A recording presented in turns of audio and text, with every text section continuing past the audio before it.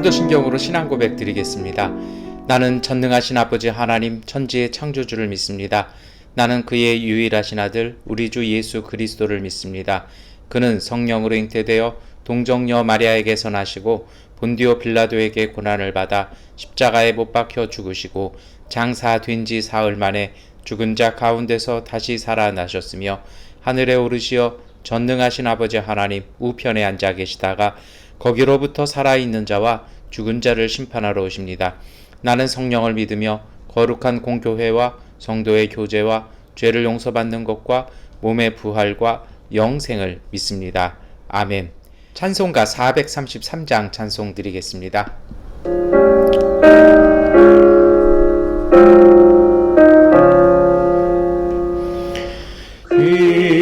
귀하신 주여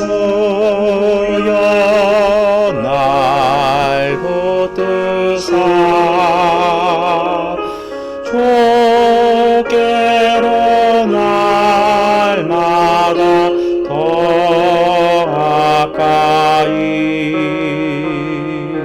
저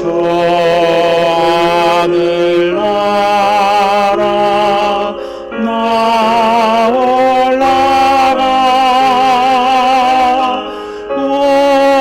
우주의 품 안에 누를 안기어 영생의 복 받기 원합니다.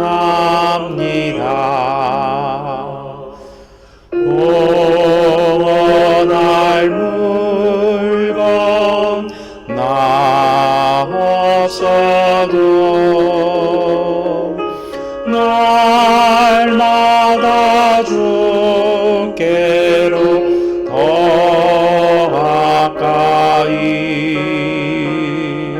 내 죄를 주께 하고 하니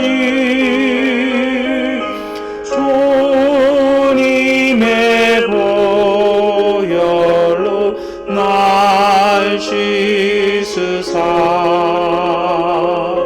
눈보다 더 이게 하옵소서. 안악한 마귀 날 꿰어도 주 예수 앞으로 더 가까이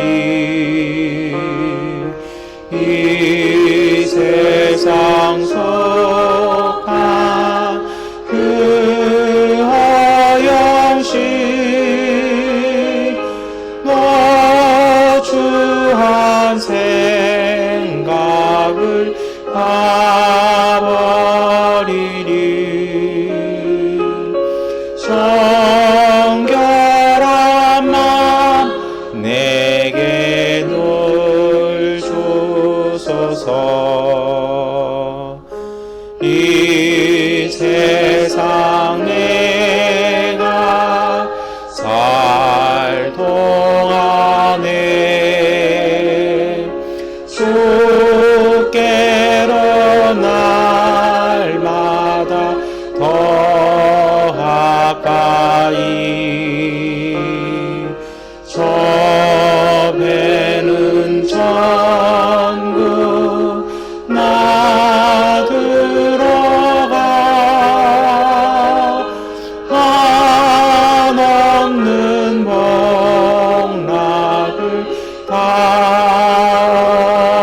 받도록 풍성한 은혜를 주옵소서.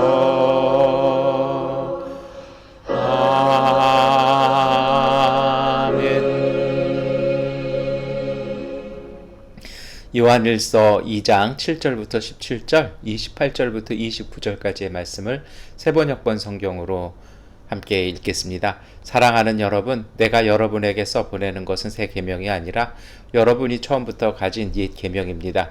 그 옛 계명은 여러분이 들은 그 말씀입니다. 나는 다시 여러분에게 새 계명을 써보냅니다.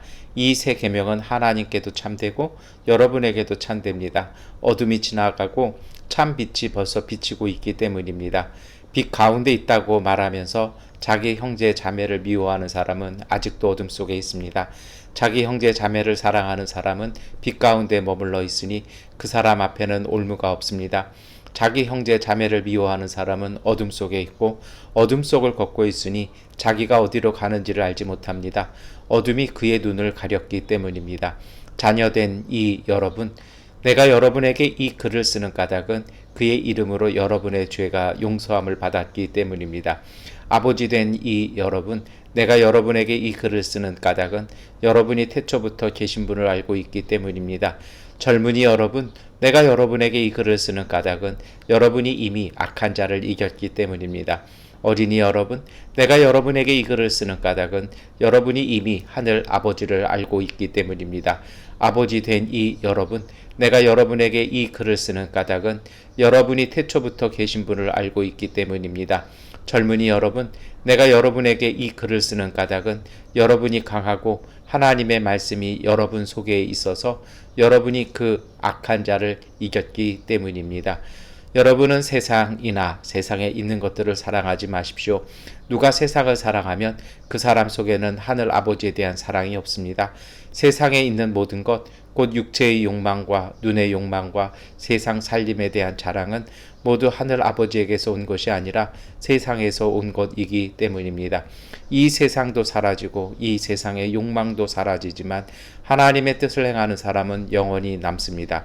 그러므로 자녀된 이 여러분, 그리스도 안에 머물러 있으십시오. 그렇게 해야 그가 나타나실 때 우리가 담대함을 가지게 될 것이며 그가 오실 때 그 앞에서 부끄러움을 당하지 않을 것입니다. 여러분이 하나님께서 의로우신 분임을 알면 의를 행하는 사람은 누구나 다 하나님에게서 났음을 알 것입니다. 아멘. 네, 우리 요한 1서 2장의 말씀을 이렇게 조금 너무 길어서 제가 이렇게 좀 나누어서 이렇게 읽었습니다. 여러분 이 말씀 읽어보면요, 이 말씀 특징 중에 하나가 정말 모든 세대에게 주는 말씀이에요. 그래서 어린이로 시작해서 부모 또 젊은 세대 다시 어린이까지 이렇게 쭉 얘기를 하죠. 그러면서 오늘 요한 1서는요 뭐라고 얘기합니까? 7절에 새 계명이 아니라 옛 계명, 여러분이 들은 말씀이라는 것입니다. 그리고 나서 또 이게 말이 안 되게 8절에 다시 이제 이것이 바로 새 것이다라고 얘기를 해요. 그러니까 이게 좀 말이 좀 그렇잖아요. 내가 써보려는 것은 새 것이 아니라 옛 것입니다. 그리고서는 다시 여러분에게 새 계명을 써보냅니다. 이거 옛 것일까요? 새 것일까요? 그것보다는요, 사실 이것이 이제 그리스어의 한 문학적 표현법 중에 하나인데요. 이것은 뭐냐면 옛 것이나 새 것이나 변함없이 그 가치를 입증하는 진리라는 얘기가 되는 것 같아요. 이것을 꼭 우리식으로 바꾼다라면 저는 조금 이게 완전히 맞지는 않지만 옹고지신이라고 볼 수 있을 것 같아요. 옛 것을 받아들여서 더 새롭게 만들어내는 것이요. 그리고 이게 신앙의 핵심이라는 것이죠. 그리고 그 신앙의 핵심이 무엇이냐면요, 그리고 또 이런 것도 있는 것 같아요. 뭐냐면 이게 왜 옛 것도 아니고 새 것이라고 그러는 건지 옛 것이라고 그러는지 좀 헷갈리지 않아요? 그건 왜 그러냐면 이 새 계명이 하나님께서 이미 우리에게 보내주셔서 우리에게 이미 선포되어진 것이기 때문이라고 이야기를 합니다. 그러니까 다시 말하면 무엇이에요? 이미 오늘 우리 가운데서 역사하는 주님의 말씀이라고 얘기를 합니다. 그것이 무엇일까요? 오늘 요한 1서는요 9절부터 쭉 읽어보면 뭐라고 얘기하냐면 이제 누군가를 미워하지 말라는 것입니다. 특별히 그 9절 말씀 우리 함께 읽어볼까요? 빛 가운데 있다고 말하면서 자기 형제 자매를 미워하는 사람은 아직도 어둠 속에 있습니다. 여러분 무슨 얘기예요? 그러니까 원래 이 요한복음이나 요한 1, 2, 3서는요 사랑에 대한 말씀을 해요. 그러니까 곧 복음 자체가 사랑이라고 이렇게 정말 간추려서 이렇게 얘기를 해요. 왜 그러냐면요, 사도들 중에 가장 오래 살아서 오랫동안 사역을 한 사람은 바로 사도 요한이었습니다. 들려지는 얘기는요, 이제 젊었을 때부터 중년, 장년에 이르기까지 요한은 그다지 많은 사역을 하지는 못했습니다. 왜냐하면 그가 맡았던 사명이 있었죠. 그게 무엇입니까? 예수님께서 십자가에서 부탁하신 말씀이요, 어머니를 부탁하셨잖아요. 보라, 네 어머니다라는 그 말씀을 따라서 끊임없이 마리아를 돌보고 마리아를 지키기 위해서 끊임없이 움직여야만 했습니다. 그러다가 마리아가 이제 그 노년이 되어서 에베소 근처의 그 산길에서 이렇게 세상을 떠나게 되면서부터 아마도 교회를 돌보는 사역을 했던 것 같아요. 그런데 이 사도 요한, 그렇게 보면은 사실은 원로급 중에 원로죠. 그 시대에 가장 오래 산 사도이기도 했으니까요. 또 귀향도 갔다 왔던 사람이고 뭐 이랬던 사람입니다. 그러다 보니까 이제 교회에서는요, 무슨 문제가 생기고 이렇게 되면 이제 사도 요한, 남아있는 유일한 사도를 찾아가게 되죠.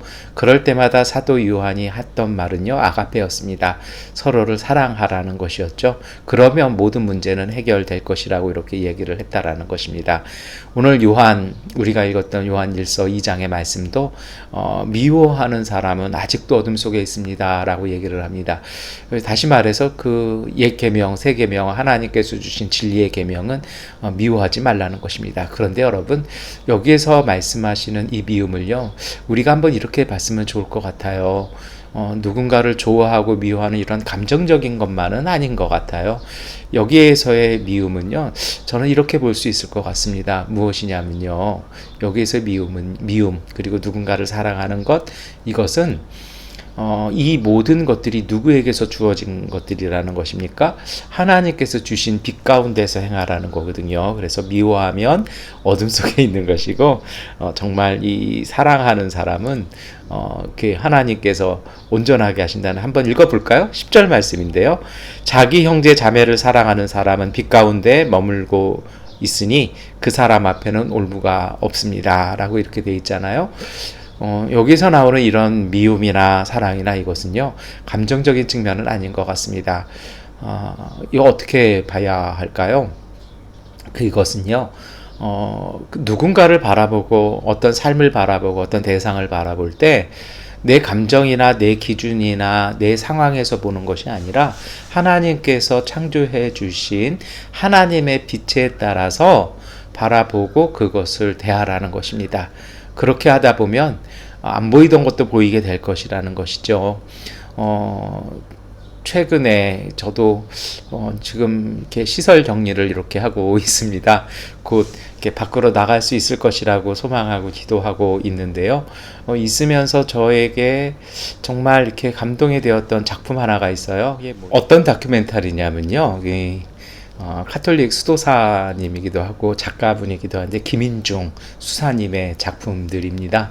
이 스테인글라스에다가 이렇게 성화를 그려요. 이분은 한국에서 활동하시는 분은 아니라 이제 프랑스에서 오랫동안 수도하시는 분인데요. 그러니까 이분의 그림의 특징이 뭐냐면 형체가 없어요. 그래서 이분의 스테인글라스는 대부분 오래된 10세기, 이렇게 12세기, 4세기 이렇게 된 오래된 유럽의, 특별히 프랑스의 오래된 이런 성당들 있잖아요. 거기에 이제 스테인글라스 같은 것들이 오래돼서 깨지고 이러면 작품을 이렇게 바꿔요. 그러면 최근 들어서 이분 작품으로 이제 바뀌었다라는 거죠. 나이가 좀 이제는 많은 분인데요. 그러니까 많은 분들이 그걸 보고 이렇게 실망을 한대요. 왜냐하면 보통 성당에 이렇게 스테인글라스에는요, 성화를 담아요. 왜 그러냐면 예전에 글자를 알지 못했던 사람들에게 성서의 말씀을 알려주기 위해서 그림으로 표현하던 것이었거든요. 그런데 이제 그것을 기대하고 이분 작품을 했는데, 이분은요, 이 그림이 거의 추상화예요. 이게 형체가 없어요. 그래서 주로 이제 빛과 색으로 이렇게 표현을 합니다. 그런데 참 놀라운 것은요, 그런 오래된 성당에 그런 어떤 현대적인 감각의 그림을 갖다 놨는데 정말 많은 수도자들과 많은 신앙인들이 감동을 받는다라는 거죠. 그리고 이분 이야기가 이래요. 주님의 말씀과 하나님의 사랑을 형틀 안에다 가둘 수는 없습니다. 그래서 오래된 기도법 중에 하나인데요. 그 성당 안에서 오래 앉아서 묵상하면서 그 빛이 그 스테인 글라스를 통과하면서 만들어내는 빛의 이야기들을 묵상하면서 마음과 영혼에서 정말 성서의 말씀을 대면하도록 이렇게 하는 거거든요. 굳이 제가 이런 말씀을 드리는 이유가 있어요. 그러니까 저도 그분 작품을 예전에 한번 사진으로 이렇게 본 적은 있었어요. 그런데 이제 그런 다큐들을 이렇게 보면서 그분 작품들을 찾아서 이렇게 감상을 몇 편을 해봤는데요. 나중에 정말 기회가 된다라면 정말 프랑스를 꼭 가보고 싶은 생각이 들 정도였습니다. 여러분, 제가 드리고 싶은 이야기는 뭐냐면요. 그분 작품 이야기를 말씀을 드린 이유는 이것이에요. 우리가 생각하고 우리가 고정하는 틀에서 하나님을 바라보고 주님의 말씀을 바라보고 사람을 바라보는 것이 아니라 하나님께서 이야기하시는 것을요. 우리의 고정된 틀을 깨고 그분의 빛 안에서 읽어나가는 것입니다. 그래서 우리가 이렇게 미음 얘기하다 지금 뭐 추상화 거쳐서 뭐 이렇게 스테인드 글라스 거쳐서 여기까지 왔는데요. 저는 이런 말씀을 함께 나누고 싶어요. 뭐냐면 여기서 말씀하시는 미움이라는 것, 사랑이라는 것은요. 하나님께서 보시는 그 사람의 모습을 그대로 보아주는 것입니다. 내가 갖고 있는, 내가 이해하고 있는 틀이 아니라 여러분, 그 하나님께서 보시고 그리고 그 사람을 통해서 보여주시는 모습 그대로를 보고 그것을 품고 안아주는 것이 바로 미움을 버린 사랑이고요. 그것이 바로 빛된 그 참빛을 비춤을 통해서 듣는 그러한 삶의 자세일 것입니다. 여러분, 이것이 오늘 우리에게 중요해요. 자꾸 우리는요, 우리에게 익숙한 것을 좋아합니다. 뭐 다 아시다시피 저는 건강 문제로 인해서 제가 인생에 있어서 가장 많이 먹었지만 가장 좋아하는 라면을 끊어야 했습니다. 제 기억에도 라면을 한 45년 이상은 먹었던 것 같고요. 미얀마에서도 한 14년 동안은 하루에 한 끼는 꼭 라면을 즐겁게 먹었던 것 같아요. 그래서 어쩔 땐 저희 집 사람이 못 먹게 해도 저 혼자 끓여 먹든지 아이들이 먹을 때 이렇게 끼워가지고 먹든지 그랬던 기억이 납니다. 근데 그런 라면을요, 수술하고 나서 먹으면 안 된다라고 이야기를 들었을 때 참 마음이 서운했거든요. 그리고 나서 이제 제가 난민 아닌 난민 생활 한국에서 저희 집사람 없이 보낼 때 가장 힘든 것 중에 하나가 이게 식사를 해결하는 것이었습니다. 뭐 점심에야 바깥에 일정이 있어서 바깥에서 하지만 아침과 저녁을 특별히 저녁에 일정이 없을 때 이제 숙소에서 혼자 먹는 저녁은 좀 힘들었어요. 그럴 때 보면요, 한국에 요새 얼마나 맛있는 라면이 많이 나왔다고요. 이마트 가서 슬쩍 한 봉지 이렇게 사왔어요. 그래서 그걸 제가 정말 평생 좋아하는 라면이었기에 그걸 끓여가지고 이렇게 정말 제가 평소에는 뭐 이렇게 팔을 쓴다든지 이런 일 절대 안 하거든요. 라면 사고 나서 처음으로 제가 이마트에서 파를 사봤던 것 같아요. 그 파를 착 쓸어가지고 이렇게 해가지고 딱 얹어가지고 계란 탁 풀어가지고 이렇게 딱 먹어봤어요. 한 3젓가락 먹고 나서요, 깜짝 놀랐어요. 제 몸에서 그걸 거부하는 겁니다. 막 역겹고요. 너무 짜가지고 입안이 다 오그라드는 듯한 느낌이요. 그래서 세 젓가락 정도 먹고 나머지를 다 이제 음식물 쓰레기로 처리를 이렇게 해야 했습니다. 그리고선 딱 느낀 게 그런 생각이 들었어요. 이걸 내가 왜 먹었었지? 라는 거죠. 정말 45년 이상을 너무 라면이 개발된 한국 역사 이래 그렇게 저는 좋아해서 먹었는데 그거를 끊고 한 1, 2년 안 먹고 나니까 그 맛이 너무 싫은 거예요. 역겹기도 하고요. 근데 그게 또 그런 생각해 봤어요. 이게 내가 안 먹다가 먹으니까 또 그런 거 아닌가 해서 사실은 개인적으로 2번을 더 시도를 해 봤어요. 결론은 똑같은 거죠. 못 먹겠더라고요. 이게 무슨 얘기인가요? 저는 그 음식이 맛있었던 게 아니라 사실 그 맛에 제가 중독돼 있었던 것이죠. 근데 여러분, 오늘 우리가 세상 사는 것도 똑같아요. 우리가 좋아하는 것도 때에 따라서는 중독되는 경우도 있거든요. 그리고 정말 무서운 건요, 신앙도 중복되는 때가 있어요. 그래서 사실 이 말씀을 드리고 싶어서 제가 이제 김인중 신부님의 스테인드 글라스 성화 작품들을 말씀을 드린 것이었는데요. 뭐냐면 형틀이 없다 보니까 많은 사람들이 실망한대요. 그래서 이제 인터뷰하는 내용 중에 하나가 이제 오래된 수도원의 이제 노 수사분하고 이 노 신부님이 대화하는 장면이 나와요. 그러면서 이제 아마 프랑스 수사님이 그런 얘기를 합니다. 여기 묘지에 묻혀 있는 동료 수사가 자기는 마리아상이나 천사상이나 예수님상 기대했는데 그게 없어서 실망이라고요. 그런데 이 수사님이 그런 얘기를 합니다. 뭐라 그러냐면 눈으로는 안 보이는데 마음으로 예수님이 보여서 너무 행복하고 아마도 이 누워있는 그 동료 수사도 그 친구도 그거를 기뻐할 것이라는 내용이 납니다. 여러분, 우리가 익숙하고 우리가 고정되어 있는 것에 너무 매이지 않았으면 좋겠습니다. 오늘 말씀하시는 이 미움이나 사랑은요, 하나님의 빛이 비춰주는 모습들입니다. 내가 좋아하고 내 평가나 내 기준이 아니라 하나님께서 보여주시는 곳으로 세상을 다시 보는 삶, 그런 사람들에게 하나님은 올무가 없다고 얘기하는 것이고요. 사도 요한은 그것을 12절부터 14절까지 모든 세대에 걸쳐서 이야기를 합니다. 여러분, 그러면서 주시는 말씀이 있죠. 이미 우리가 알고 있고요. 이미 우리가 승리했고 이미 우리 안에 그분이 역사하신다라는 것입니다. 그것을 다시 한번 눈 뜨는 것, 미움으로 눈이 가려지고 우리에게 익숙한 것들로 눈이 가려져서 그것을 보지 못하는 것이 아니라 우리 안에서 역사하시는 하나님의 빛을 따라 우리가 함께 살아가자라는 것입니다. 그렇게 되어질 때 여러분, 오늘 우리는요, 세상 속에서 온전할 수 있다라는 것입니다. 이것을 위해서 우리가 해야 할 것이 있다라는 것이죠. 그것이 바로 15절, 17절까지의 말씀인데요. 우리 좀 말씀이 깁니다만 함께 읽겠습니다. 여러분은 세상이나 세상에 있는 것들을 사랑하지 마십시오. 누가 세상을 사랑하면 그 사람 속에는 하늘 아버지에 대한 사랑이 없습니다. 세상에 있는 모든 것, 곧 육체의 욕망과 눈의 욕망과 세상 살림에 대한 자랑은 모두 하늘 아버지에게서 온 것이 아니라 세상에서 온 것이기 때문입니다.